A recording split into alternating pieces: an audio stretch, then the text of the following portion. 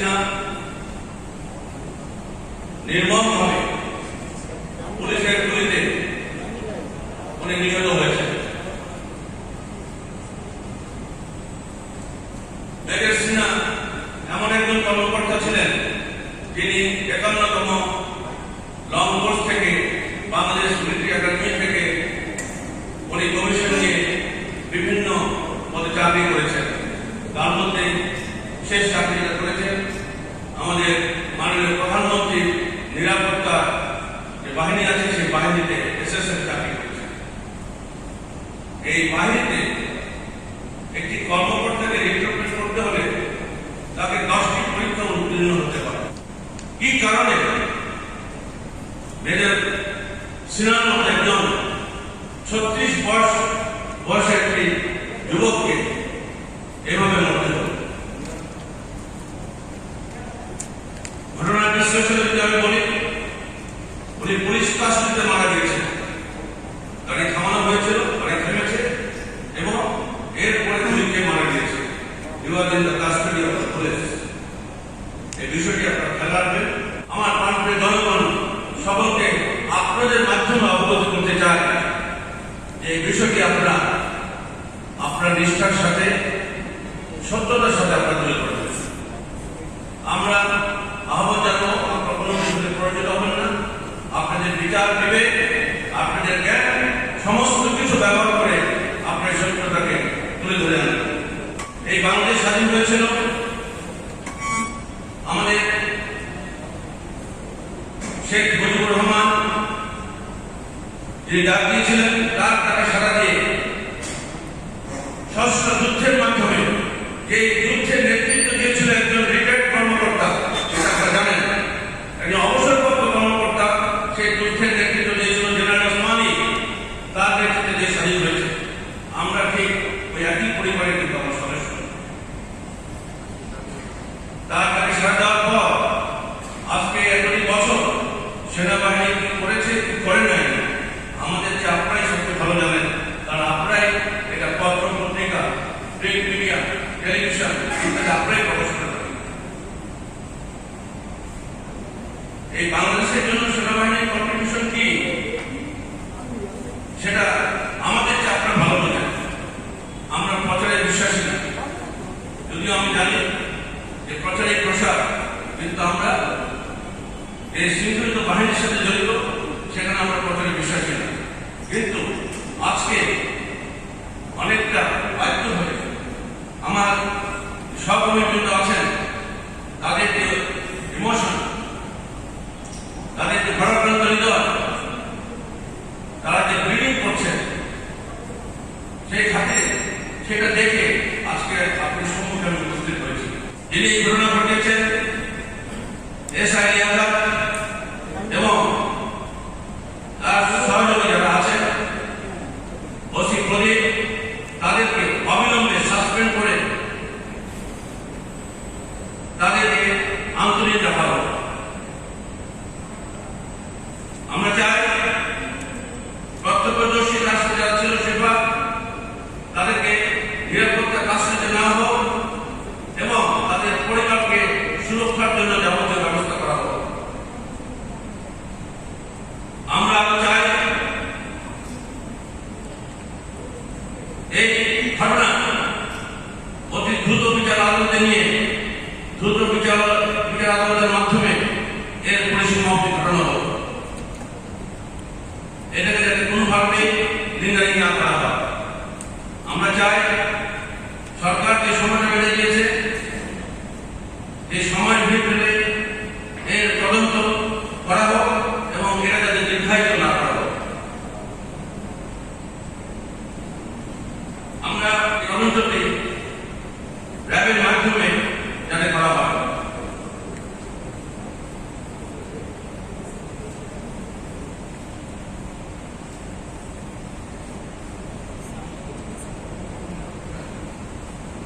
আপনার কথায় কথায় জায়গা বলে দেন, এখানে যত ঢুকে পাওয়া যায় তার দোকানে জায়গা ভাবে আছে, আমরা কি কাজ যোগদান বন্ধ করে বসে আছি?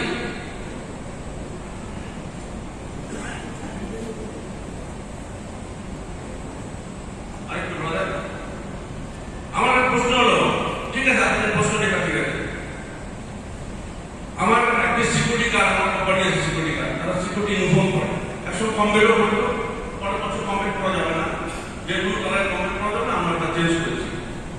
ধরেন সেই সমস্ত সিকিউরিটি গার্ড দিল আপনি কমপ্লিট যেগুলো গুলি করে মারি ফেলবেন। প্রথম কথা হলো প্রত্যক্ষদর্শী সাক্ষী সেখানে আছে, সে হাত উঁচু করে এসেছিলেন। আর ওই এসআই আপনারা ক্ষিপ্রতা হয় না এসএসএফ এর একটা লোককে গুলি করে মেরে ফেলবে আর সে পিস্তলটা বাইর করে আনতে পারবে না। No, it is not accepted, হতে পারে না। এরা 5 সেকেন্ডে 3টা গুলি করতে পারে, ওইটা না হলে সে ওই এসএসএফ এর চাকরি করতে পারে। কারেকশন, 5 সেকেন্ডে 8টা গুলি করতে পারে। That too from the pistol. Revolver হলে কম, পিস্তলের থেকে 8টা গুলি করতে পারবে, তাহলে তাকে এসএসএফ নাম হবে। এটা নিশ্চয় আপনারা জানেন। And he is a commando. He is a commando. তাকে ধরে মেরে বেঁচে ফটাফট গুলি করে দিয়েছে। সেটি পিস্তল বাইর করতে পারতো, তাহলে এসআই সে কোনো কিছু হারানো ছিল, সেখান থেকে পিস্তল উদ্ধার করেছে। সেখান থেকে পিস্তল সে বার করে তার গুলি একটা গাড়িতে লাগবে, একটা তার বুকে লাগবে, যেটা হবে 3টা গুলি পর পর গলায় এখানে দিয়ে দিবে। এখনো পিস্তল বাদ এসআই ইয়াদ হয় নাই। আপনাদের মাধ্যমে আরেকটা ঘোষণা করতে চাই, it's not tussle between the police and army, it's not at all tussle between the army. একজন ব্যক্তি দোষের জন্য পুরো পুলিশ দায়ী হতে পারে না, বাহিনী দায়ী হতে পারে না। আপনারা আজকে পত্রপত্রিকা ইউটিউবে গেলে দেখবেন কি হচ্ছে কি না হচ্ছে, কোথায় ঘরে কি হচ্ছে। আশা করি আপনি আমার উত্তর পেয়েছেন। যেহেতু মাননীয় প্রধানমন্ত্রী এটা নিজের হাতে নিয়ে নিয়েছেন এবং সেই কাজ হচ্ছে, আজকে মামলা হয়ে গিয়েছে, র্যাবের কাছে যাওয়ার কথা গেছে কিনা আমি কনফার্ম না, যাওয়ার কথা র্যাবের কাছে মামলাটা। তবে ম্যাজিস্ট্রেট কোর্টে যে জুডিশিয়াল কোর্টে যে মামলা হয়েছে তার রিপোর্টটা আমরা পেয়েছি পর্যন্ত আমরা সাজিয়েছিলাম। যেহেতু কাজ হচ্ছে, কাজ হয়ে গেলে যদি ঠিক মতো কাজ হয় তাহলে প্রশ্ন আসলে রাস্তা নামা। আচ্ছা, আপনার মধ্যে একটা কথা বলেছেন যে ওই পুলিশ অফিসারদেরকে অন্তরিত রাখা হবে, তদন্ত নয়, তাই তো বলেছেন। আপনি তো বললেন বাট আমরা বুঝি এটা একটা ঔদ্ধত্য, এটা কন্ট্রাক্ট বিলিং হতে পারে, যে কোনো কিছু হতে পারে। বাট বেড়ে ফেলার মধ্যে আমার কিছু ধরে নাই। আর 22টা ইয়াবা পাওয়া গেছে, 500 টাকা। ওই মেজর থেকে ক্যাপাসিটি 22টা ইয়াবা নিয়ে ধরে কথা, 22টা নিয়ে করবে কেন? যে 22টা ইয়াবা পাওয়া গেছে, অমুক কাছে এটা পাওয়া গেছে, এই সমস্ত আহত কথাবার্তা কোনো জাস্টিফিকেশন নাই। আর you can't kill anybody, very simple. আপনি কোনোভাবে কেউকে হত্যা করে ফেলতে পারেন না। আর হি হ্যাজ আইডেন্টিফাইড হিমসেলফ, সে তাকে পরিচয় দিয়েছে, আমি মেজর, আমার কোনো ঝামেলা নাই। ফরচুনে দেখেছে, আমরা ইউটিউবে পেয়েছি, আমরা ভিডিওতে পেয়েছি, সব পেয়েছি।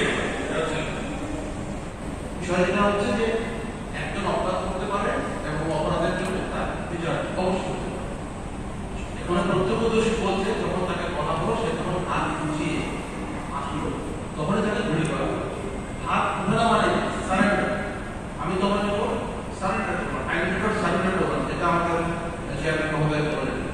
উনি যখন সারেন্ডার করছে, কিছুই বলছেন না, তখন তাকে গুলি করা, এটাতে কোনো এই অধিকার তো তখন দেয়নি। এখানে আইন তো লঙ্ঘন হয়েছে, সংবিধান লঙ্ঘন হয়েছে। যারা যারা গভর্নমেন্ট সার্ভিস যারা করে তাদের দায়িত্ব হচ্ছে, সংবিধান বলছে তোমরা জনগণের উপকার করবে, জনগণের রক্ষা করবে, সুরক্ষা করবে।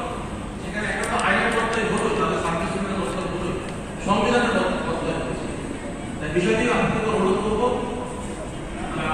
ওনাকে মারার কি সম্ভাব্য কারণ হতে পারে। আমি যেগুলি বললাম, যতগুলি কথা বলা হলো, পোশাক করেছেন, রাত্রে কেন ঘুরে বেড়াচ্ছেন, পুলিশকে না জানিয়ে কেন উনি এখানে ঘোরাফেরা করছেন, এগুলি যদি সব যদি অপরাধ হয়ে হলো, তাও কি এটাকে মারার মতো অপরাধ? আর একটা কথা অলরেডি বলেছেন, আমার কোয়ালিফিকেশন হবে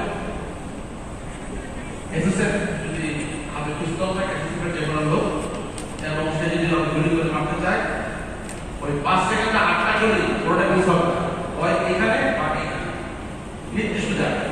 এগুলো সারা সে আবার আমার বসে সেখান থেকে একটা নিয়ে গেছে। অতএব যদি সে গুলি তাহলে সে 5 সেকেন্ডের মধ্যে গুলি করতে পারতো, তার গায়ে যদি গুলিও লাগতো, তার যদি দুটা গুলি গায়েও লাগতো, তবু সে তাদের সাস্টেনমেন্ট আছে, তাদের স্ট্যান্ডটা জানে, সেগুলো সব জায়গায় বিশাল তার অনুরোধ ছিল না। তার নিজের একজন মানে দেশের নাগরিককে হচ্ছে, সেটা আমার নাগরিককে এভাবে।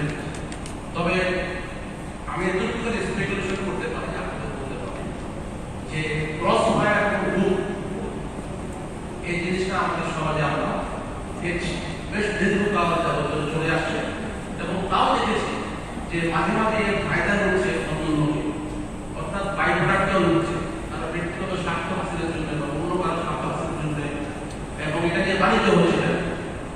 আমার মনে হয় ওই একটা অভ্যাস ধীরে ধীরে দাঁড়িয়েছে দীর্ঘদিন যাবত, এবং আনএফেক্টেড, এটা কেউ না করছে না, আস্পর্ধা তারা পেয়ে আছে, একটা ইমিউনিটি তারা পেয়ে আছে, যার ফলে মনে হয় দীর্ঘদিনের অভ্যাস। টেকনাম সম্পর্কে আপনারা সকলে আপনাদের মিডিয়াতে আসবেন। সরকারি বিষয় অনুযায়ী এখানে সিআইডি এবং পুলিশ তাদের তদন্ত করবে। Despite of that murder case যেটা করা হয়েছে, আজকে যে মার্ডার কেসটা লঞ্চ করা হয়েছে জুডিশিয়াল ম্যাজিস্ট্রেট কোর্টে, সেইটার বিচারটা ম্যাজিস্ট্রেট সাহেব আদেশ দিয়েছেন র্যাবের মাধ্যমে করার জন্য, যাতে করে যখন বিগত অনুযায়ী রিপোর্টে যখন আসবে তখন সব প্রকাশ হয়ে যাবে, যাতে আর কোনো ত্রুটি কিছু না আসে। সরকারের নিকট আমরা যে দাবিগুলি আমরা জানিয়েছি এবং পরবর্তী জানাবো, তার মধ্যে হল 1 নম্বর, 3 মাসের মধ্যে দ্রুত আদালতের মাধ্যমে ন্যায় বিচার সম্পন্ন করত এবং দোষী ব্যক্তিদের ফাঁসি কার্যকর করা, এবং সে পর্যন্ত দাওয়ার পতাকা অর্থনির্মিত থাকবে। অনতিবিলম্বে সকল আসামিকে ভবিষ্যৎ তদন্তের সময় যাদের নাম আসবে তারা সহ মামলার স্বার্থে অনতিবিলম্বে গ্রেফতার করে জেল হাজতে প্রেরণ করা। কক্সবাজারের এসপিকে অনতিবিলম্বে প্রত্যাহার করা। এই ঘটনা ভিন্ন খাতে প্রবাহিত করা, তথ্য গোপন করে মিডিয়াতে মিথ্যা বিবৃতি দেওয়া ও একমাত্র চাক্ষুষ সাক্ষী শিফাদের বিরুদ্ধে 2টি কাল্পনিক ও বানোয়াট মামলা রুজু করার বিরুদ্ধে আইনানুগ ব্যবস্থা গ্রহণ করা। ওসি প্রদীপকে গ্রেফতার করে জেল হাজতে প্রেরণ করা। শিফাত ট্রাক ড্রাইভার সহ সকল সাক্ষীদের নিরাপত্তা নিশ্চিত করা। একটি ভিন্ন মন্ত্রণালয়, ভেটার মন্ত্রণালয় গঠন করে সশস্ত্র বাহিনীর অবসরপ্রাপ্ত সদস্যদের নিরাপদ ও আত্মমর্যাদা সম্পন্ন জীবনযাপনের সার্বিক সহায়তা নিশ্চিত করা। মাননীয় প্রধানমন্ত্রী, সরকার প্রধান ও প্রতিরক্ষা মন্ত্রী যিনি সার্বিক বিষয়গুলি অবহিত আছেন, আমরা তাকে ধন্যবাদ জানাচ্ছি এবং যথাযথ নির্দেশনা দিয়ে এই হত্যাকাণ্ডের ন্যায় বিচার সম্পন্ন করে সকল সশস্ত্র বাহিনীর সদস্যদের হৃদয়ের রক্তক্ষরণ বন্ধ করে স্বাভাবিক অবস্থায় ফিরিয়ে আনবেন। আমাদের আমৃত্যু সম্মান ও সামাজিক নিরাপত্তা নিশ্চিত করার দৃঢ় পদক্ষেপ নেবেন ও নিশ্চিত করবেন। এখনই সকল সাক্ষীদের দীর্ঘমেয়াদী সুরক্ষা নিশ্চিত করা, সাক্ষীদের পরিচিতি বা আত্মীয় স্বজনের মাধ্যমেও যেন সাক্ষীদের উপর কোনো চাপ সৃষ্টি না করা হয় তা নিশ্চিত করা, সময় কালক্ষেপণ না করে দ্রুত তদন্ত সম্পন্ন করে অভিযোগপত্র দাখিল করা, এই হত্যা মামলাটি দ্রুত বিচার আদালতের মাধ্যমে নির্ধারিত সময় বিচার প্রক্রিয়া সম্পন্ন করা। বাংলাদেশের সংবিধান মোতাবেক বাংলাদেশ পুলিশ বাহিনীকে সুশৃঙ্খল বাহিনী হিসেবে গড়ে তোলার জন্য জবাবদিহিমূলক আইন প্রণয়ন করে সেই অনুযায়ী বাহিনীকে পুনর্গঠিত করা। রাষ্ট্রের সকল অস্ত্রধারী বাহিনীকে অবশ্যই সংবিধান মোতাবেক সুশৃঙ্খল হওয়া বাধ্যতামূলক। কোনোভাবেই এই ঘটনার সাথে যেন কোনো রাজনৈতিক দুর্গসন্ধি বাস্তবিত না হয় সেদিকে সকল সদয় দৃষ্টি কামনা। রাওয়ার জ্যেষ্ঠ সদস্য কর্তৃক মহামান্য রাষ্ট্রপতি, মাননীয় প্রধানমন্ত্রী, মাননীয় স্বরাষ্ট্রমন্ত্রীর নিকট সাক্ষাৎ। আপনাদের সকলকে ধন্যবাদ এবং সুস্থ নিরাপদ জীবনযাপন